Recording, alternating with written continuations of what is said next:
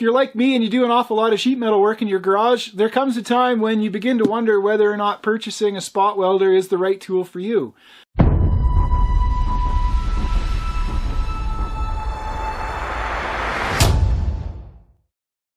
I'm doing an awful lot of sheet metal work on my project car right now, and I'm getting tired of making plug welds all the time. So we can all drill the hole and use our MIG welders or even our TIGs, I suppose, to make plug welds. But then there's not only a hole drilling or punching phase, as well as alignment of whatever parts, and then there's welding, and then there's the final grind and finishing of the weld. A quick review just on the packaging tells me that it's the voltage rating is between 220 and 240 volts AC. So if you're in the US or in Canada or wherever else you might be buying this, there's going to be some deviation in the voltage that you get in your house, but don't worry, it's going to be fine as long as it's coming in at 60 hertz. It's great. This thing can output 16 amps at 220 volts. So it's a lot more powerful than the 110 unit in terms of how it works. It's a reasonably heavy unit. Like, I don't have it in the box right now. This is just dummy because I don't think I'd be able to hold it for quite this long. It includes a couple of tips. It comes without a plug, so you can wire it into whatever wiring you want. Wiring on mine, which is reasonably straightforward. I just have welding plugs in the garage, so I wired it up with the 2 hot legs and the 1 neutral, which is all it really has on it. Anyway, so we'll have a quick look at the tool itself, and then I'll go on to some other footage that I shot showing it in use. All right, so let's have a look.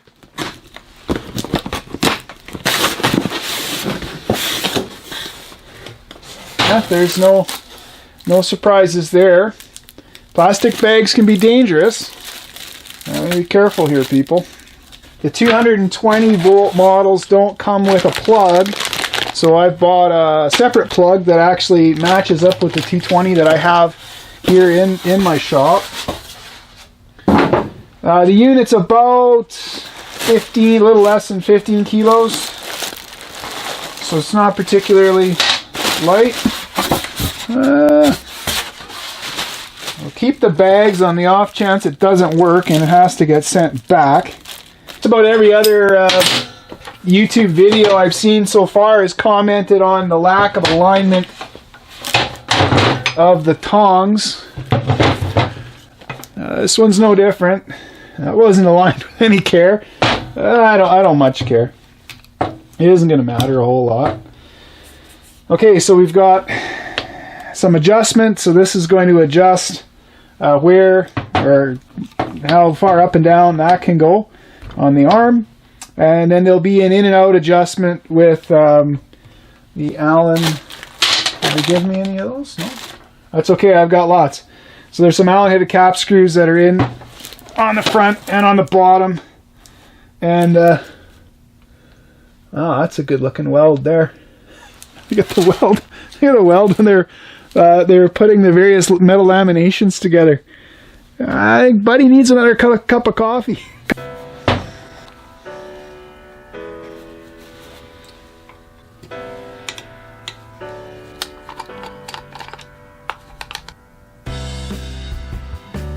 Yeah, don't operate in the rain. Sage advice for any tool. Oh, 14 gauge wire.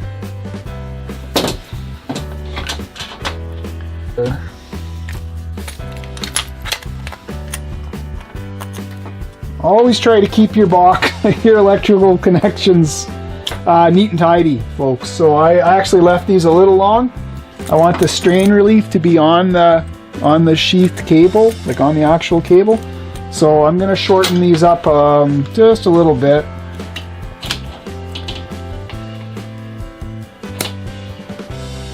Again, I'm stripping off more than I need, or more than I normally would use, just because this wire is not 10 gauge or something heavier that this thing would normally want. So I've never had a problem doing that, so I've done it lots. But if it freaks you out, take it back to the store.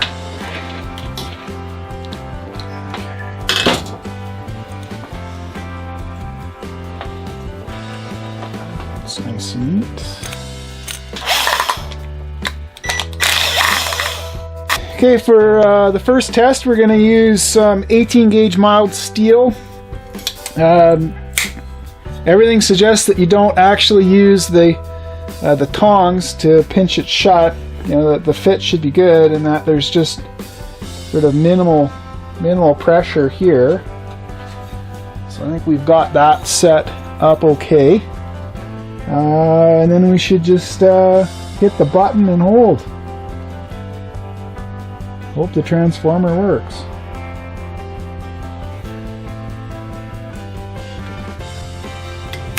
Poof!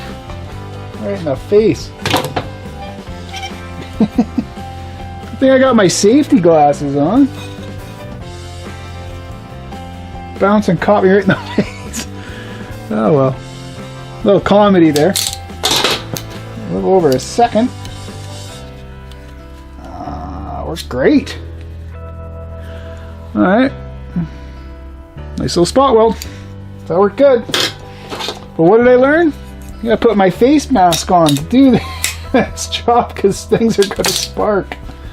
Oh, that's fantastic. I'm gonna put another one in and then we'll test it to destruction.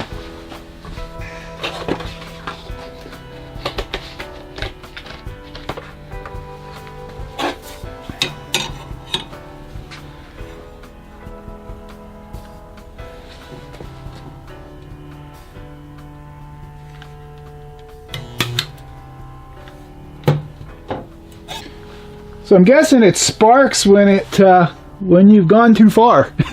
That's my guess. So a little less time maybe for this. So that 18 gauge went in really nicely. I'm super happy with that. So a little less time, and now we'll try to see if I can take these apart. A screwdriver. Wait, you're not supposed to use a screwdriver as a pry bar. Oh, well, that's terrible. Use a wrench, pry bar. Gah. I don't know, people.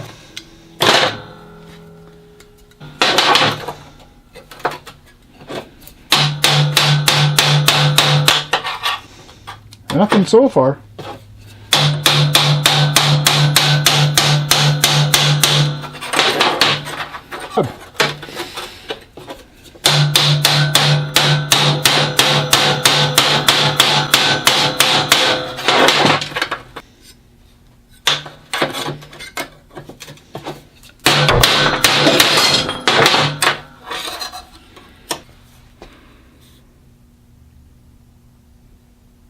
I'd say it's a pretty reasonable spot weld. It's small, so I don't think you can join structural panels with it because it's too small. You'd have to put, double them up or something, but for non-critical sheet metal and for weld nuts and things like that, I think this is going to work great.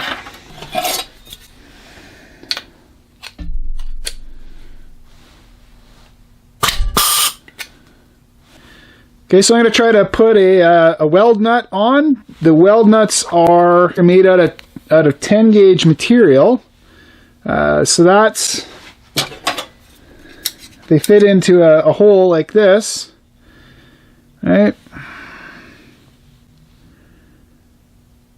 And then 2 little spot welds on either side.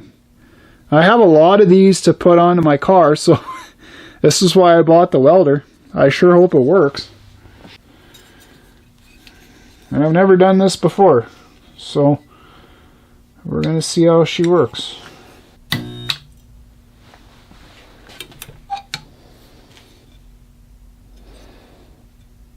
Not bad. I didn't have to adjust it for the thickness either. That was just fine.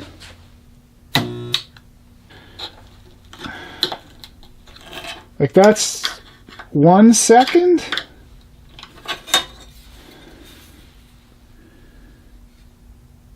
I mean, it'd be nice if I could center it, hey? Put the plier, or the wrench, on the back of that.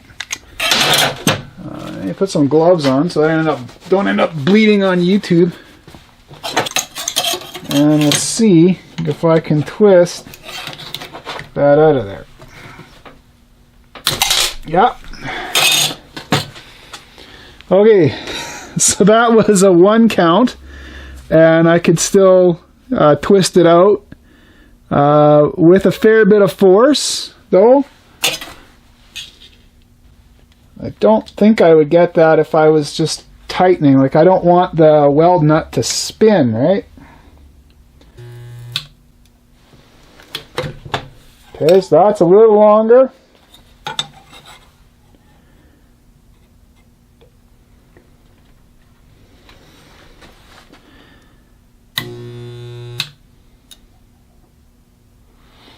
Probably a 2 count, maybe a 3 count for that.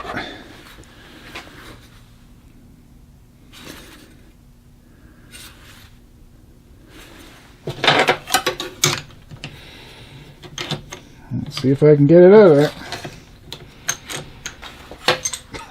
That's pretty good. The metal's even hot still.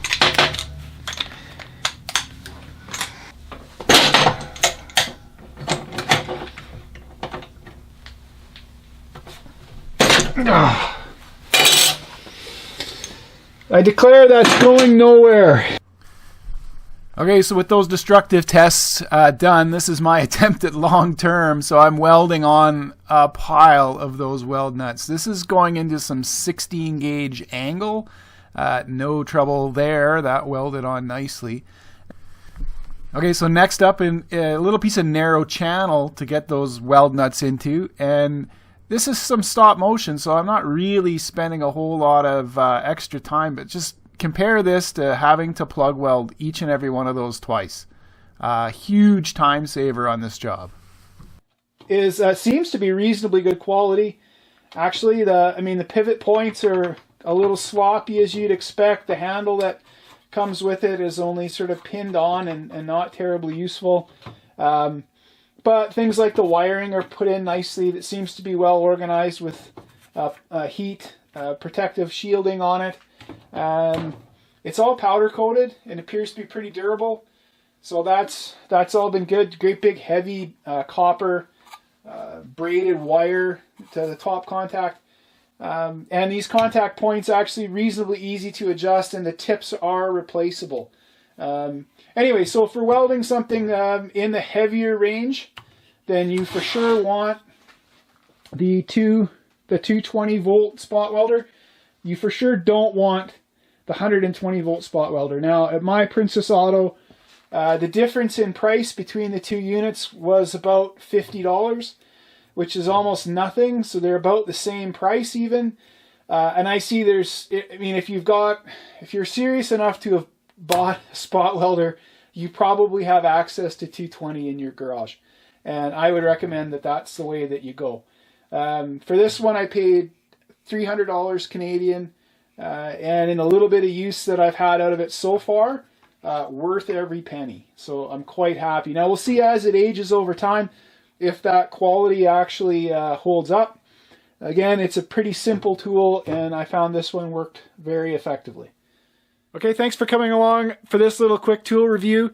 I hope it's been useful. I looked around to try to find a review that would say, hey, this is going to weld 1/8" weld on nuts or tabs for brake lines or other little bits of sheet metal onto my project car without having to break out the MIG welder all the time and go through all of the sort of mess of grinding and doing all that other stuff when I know I just need a couple of little spot welds. Okay, that's a wrap for this video. Thank you very much for stopping by and looking in. Again, that's the Princess Auto 220 volt spot welder. So far so good, actually. Very happy with that purchase. I think it's going to be a good tool. It's certainly been useful for me so far in the shop, and I hope this video was useful for you. So I wouldn't be afraid that it's not going to have the power, or it'll be sort of junky quality. It does appear to be, this is a pretty basic tool. I just think that this is probably one of the better $300 tools that I can actually buy from Princess Auto or from the Harbor Freight. So it works well. It seems to work well. And I'll continue testing it. And if I ever found anything different, I would, of course, give you an update video. All right, so thanks for stopping in and tuning in on this episode. Really do appreciate all the support that I get. please like and subscribe.